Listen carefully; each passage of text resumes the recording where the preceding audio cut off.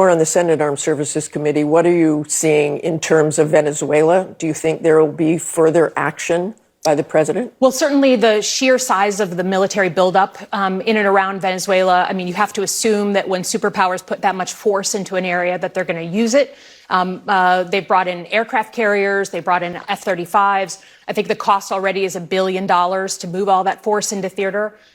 Certainly, if we're going to actually think about prosecuting some sort of war or military action against the mainland of Venezuela, I would hope that the president would want to have that conversation publicly, bring in the American people who are not looking to get into another war, who are not looking to get into regime change. We had Iraq and Afghanistan.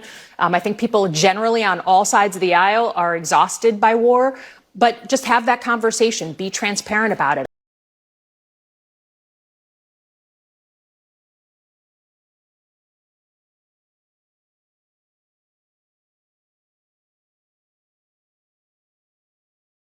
Listen, I don't really care who is in the files. At the end of the day, right is right, wrong is wrong.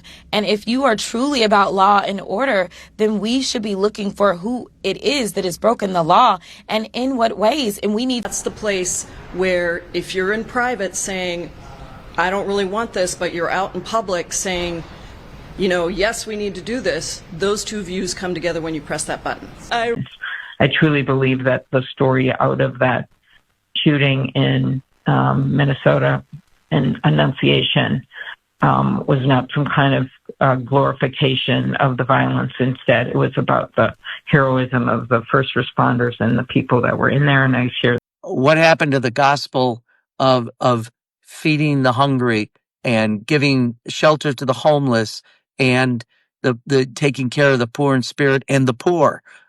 That's the gospel. So, you know, again, no one's going to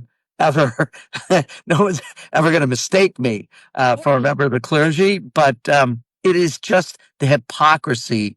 So he understands that he's accountable to Congress, and I don't think they can put all of it on TV for people to see, but they are making available to members of Congress all of the intelligence that they're using to make those decisions, and I'm looking forward to taking. And that is why we must continue to demand that Congress pass the Block the Bombs Act as a first step in accountability and oversight.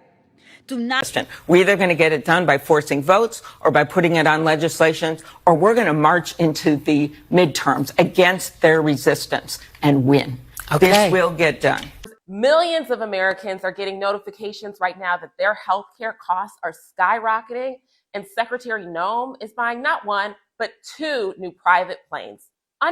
We're either going to get it done by forcing votes or by putting it on legislation, or we're going to march into the midterms against their resistance and win.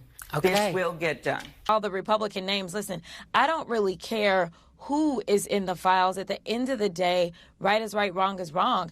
And if you are truly about law and order, then we should be looking for who it is. And we have a real challenge here. And I think the president is much acknowledged when he said he would roll back some tariffs imposed on beef, on coffee, and tropical fruits and other commodities. Affordability. And I think that when you see increased prices occurring in the grocery store, people want to know why. Well, these tariffs have had a direct impact on the cost to not only the consumer, but to the farmers, ranchers, dairymen, and women. Their input costs have increased, and as a result of that, their profit margins have declined.